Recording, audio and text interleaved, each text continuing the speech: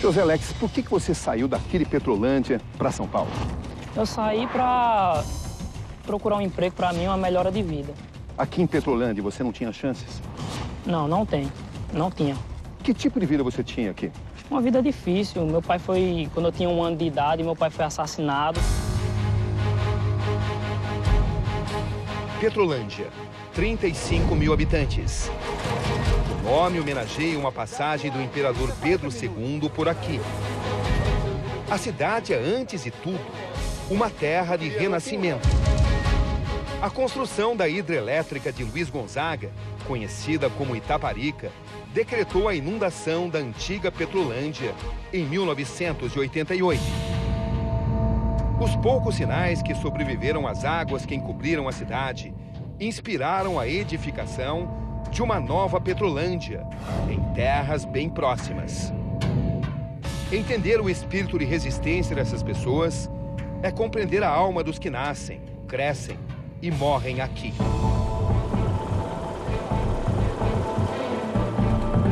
Nessa jornada, temos que navegar essas águas. Bem no meio do Rio São Francisco, um tesouro da região. A parte visível da velha Petrolândia. A estrutura da Igreja Sagrado Coração de Jesus. Herança de uma cidade que hoje permanece submersa. Herança de uma cidade transformada em ruínas, hoje no fundo do Velho Chico. Aqui dentro são fortes as emoções. Uma igreja totalmente tomada pelas águas do Rio São Francisco. Na parte superior, o que restou da pintura branca. Ao fundo, onde era o altar. A igreja hoje se transformou em moradia de morcegos. Mas é fundamentalmente parte da memória de uma época de ouro de toda uma cidade. Na nova Petrolândia, pouco a pouco vamos encontrando os homens que foram vítimas de falsas promessas de emprego em São Paulo. Eu estou diante de homens que foram enganados? Tá, com certeza tá. Está, com certeza, absolutamente. Totalmente enganado. Quem enganou vocês? A OAS. A empresa, né? Chegamos na portaria. A pior humilhação que a gente passamos foi quando chegou lá, não tinha, nem nosso nome estava lá. A empresa não estava sabendo que tinha 38 homens para fichar na OAS. A gente pensava em melhorar, chegar em São Paulo, trabalhar. Né? A gente estava planejando em casa antes de sair. De passar pelo menos uns 8 meses. O que vem à cabeça num momento como esse? É triste. A gente saiu atrás de um sonho e não conseguiu. Qual foi a pior parte? A pior parte foi chegar lá, a humilhação, chegar lá e não ter um emprego. Foi a pior parte. Passar fome que a gente passando.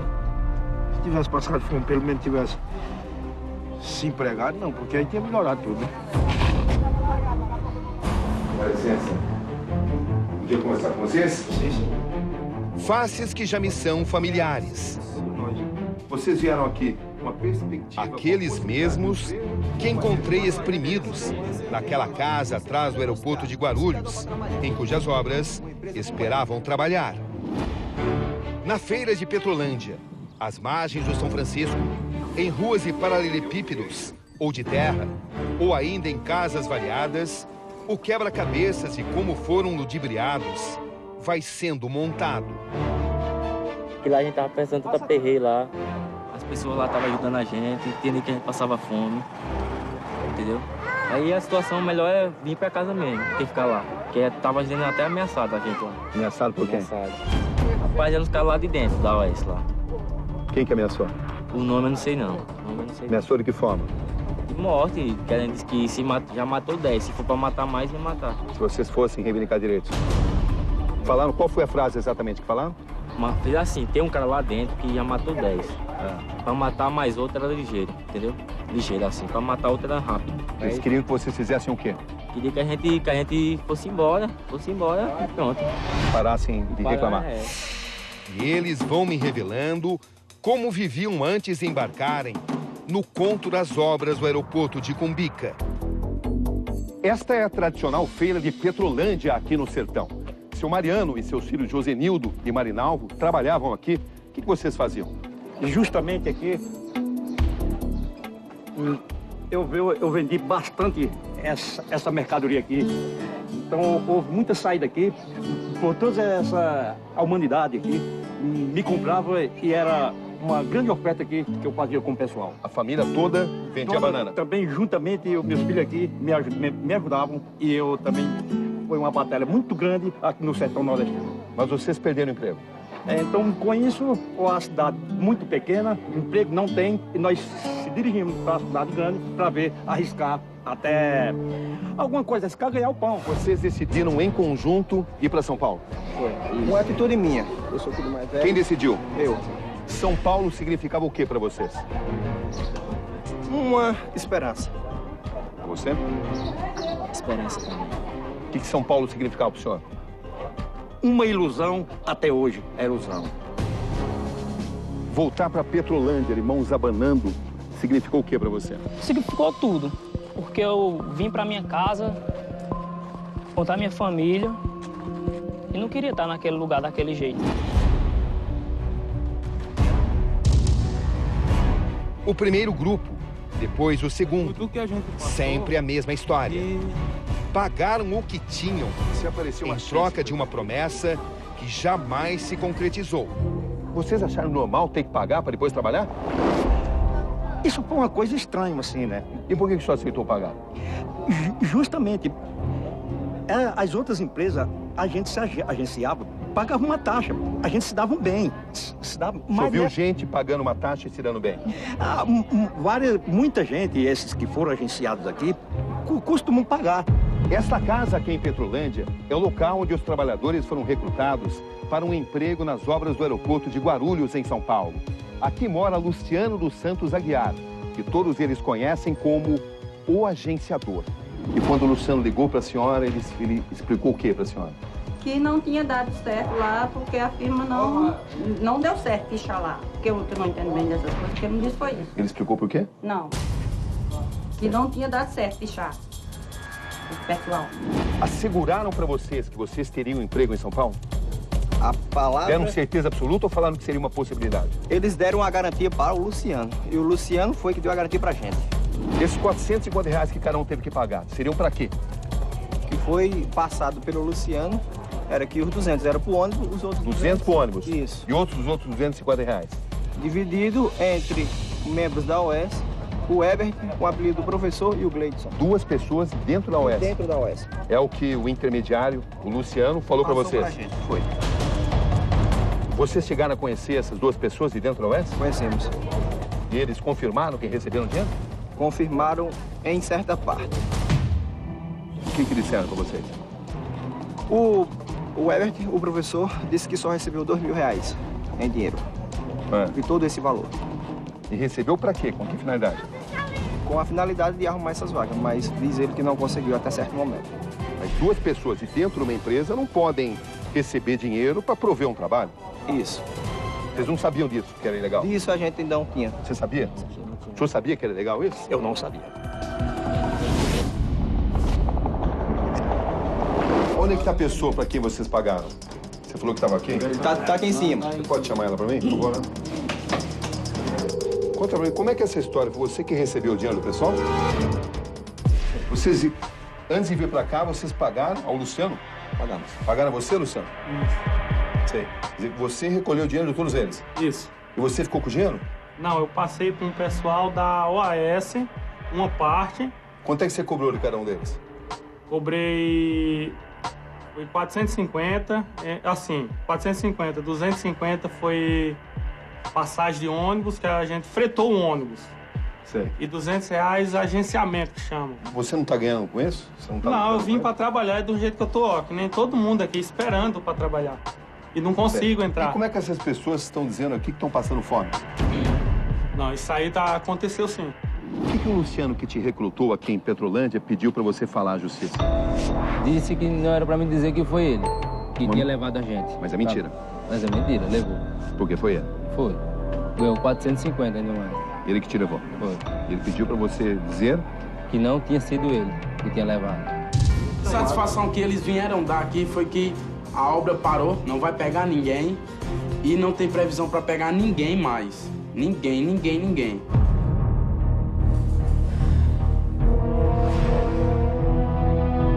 Todos vocês se consideram enganados? Sim, consideramos sim. Todos nós.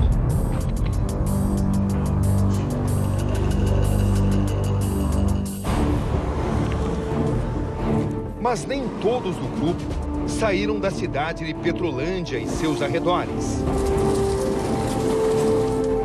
Para resgatar a história de 6 dos assustados trabalhadores que conhecia naquela noite, é preciso ir mais longe. É preciso se afastar quase 50 quilômetros de Petrolândia e cruzar as fronteiras de diferentes etnias.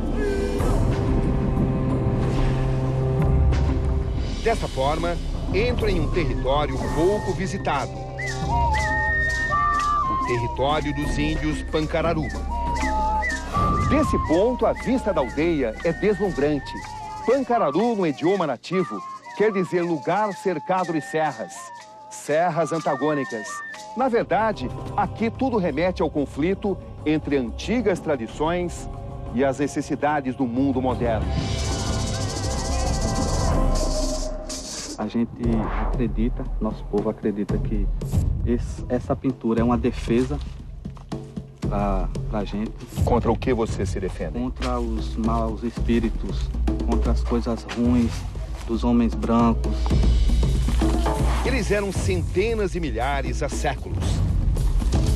Hoje, restaram cerca de 13 mil, dos quais 7 mil vivem aqui. Qual a essência do ser Pancararu? O ser Pancararu, amar o nosso povo, defendê-la, a nossa tradição e a nossa cultura. Perguntas daqui e dali, até chegar ao objetivo. Aí estão eles. Boa tarde, rapazes. Tudo bem? Difícil achar vocês, hein? Tudo bom? Como é que tá?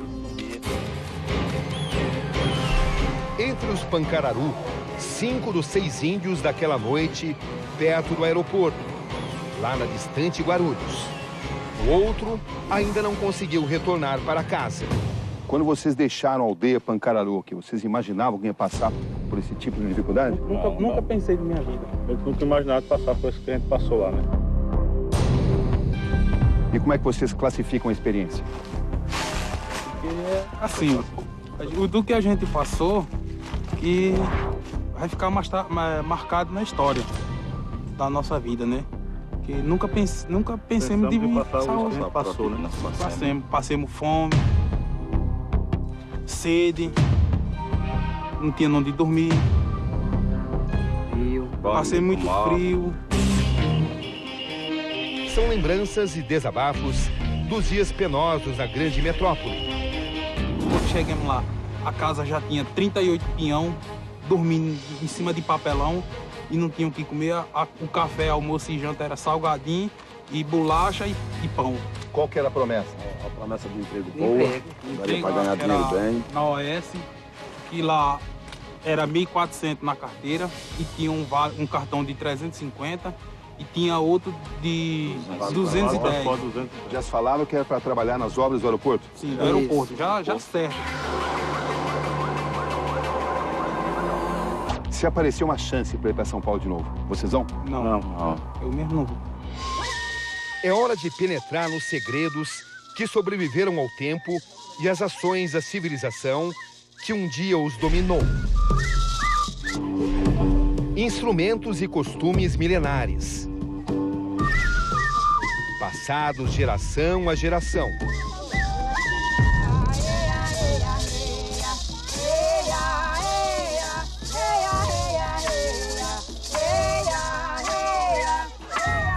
É uma dança de cura, de purificação. Mais do que isso, sobrevivência para eles. Com um sentimento de honra indisfarçável, eles nos mostram o que são e as heranças do que foram. A dança, os sinais, a música. O desafio é grande. Os índios Pancararu lutam bravamente contra a aculturação definitiva da civilização ocidental. Não é uma tarefa fácil. Aqui, cada detalhe é fundamental para a preservação de toda uma cultura.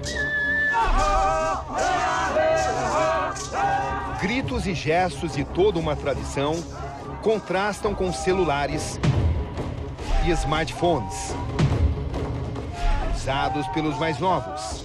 Quem tem máquina fotográfica aqui? Levantar a mão. Quem tem celular? Quem usa a internet? Quem sabe falar pancararu? O que você sabe falar de pancararu? Hã? Como é que fala homem em pancararu? Como é que fala mulher em pancararu? Que palavra em pancararu você sabe falar? Nada? Esse é o desafio deles. Preservar uma língua que está morrendo. Eles praticamente desconhecem o próprio idioma. A aculturação e suas consequências. O preço a ser pago. Gente que se sente tão brasileira como qualquer um de nós. Gente que também se sente orgulhosa do sangue que corre em suas veias. Você se preocupa em manter viva a cultura pancararu? Com certeza. Nossa cultura, nossas danças, rituais. Isso nós não pode deixar se apagar nunca. Não pode morrer. Não pode morrer.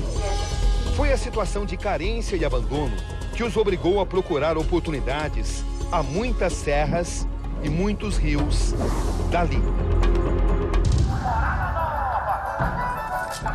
Pelo rádio, souberam da oferta de emprego na longínqua São Paulo e embarcaram no sonho que virou desilusão. Num momento como esse, você se lembra do que te aconteceu em São Paulo? Não. Aqui que eu tô com meu povo, tô bem demais. Agora, é nas leis dos às vezes incompreensíveis homens brancos que tentam se amparar. E o que dá para comprar às vezes também. Enganados, sim, mas conhecedores de seus direitos também. É inevitável lembrar do dia em que partiram daqui. E assim, num ônibus como esse, num sábado de agosto, 38 trabalhadores seguiram de Petrolândia, no estado de Pernambuco, para Guarulhos, a Grande São Paulo. À espera deles, 2.300 quilômetros. Na mente, o sonho de um trabalho digno e seguro. Alguns trabalhadores têm uma prova de ligação com a empresa. É esse documento. Um exame médico assinado por um profissional da OAS. Vocês fizeram exames na OAS? Que exames vocês fizeram? Integração a gente conseguiu fazer. Todos os exames. O que são esses documentos aqui? Significa ASO. Aqui tá aqui, ó. Cada nome de cada exame que a gente foi feito, tá aqui. Endereço da empresa, olha. Endereço da obra, tudo. Isso aqui é a prova principal, que ela sabe muito bem. A OAS sabe que ela é responsável por isso aqui. Foi pago, os exames, ela pagou realmente pra gente fazer esses exames aqui. Todos esses exames aqui são resultados... É pessoas que já foram aprovadas. Foram aprovadas, tá. Quem é que cedeu esse lugar pra vocês? Justamente é aí onde entra essa parada. Esse primeiro mês, dizem que foi pago do dinheiro que foi cobrado da gente. Apenas isso. Mas já avisado e sabendo que a partir do segundo mês, cada um ia ter que arcar com a casa. Aonde, na verdade, o dono dessa aqui mesmo, falta só 4 dias para vencer. E eu quero ver como é, de quem que ele vai poder cobrar o aluguel. Você vai ver a seguir. Manhã de segunda-feira, 2 trabalhadores resolvem cobrar uma posição da empresa. Eles entram com uma câmera escondida na obra da construtora OAS. Sem explicações, a conversa fica tensa. Vira uma confusão, bate-boca. A gente já volta.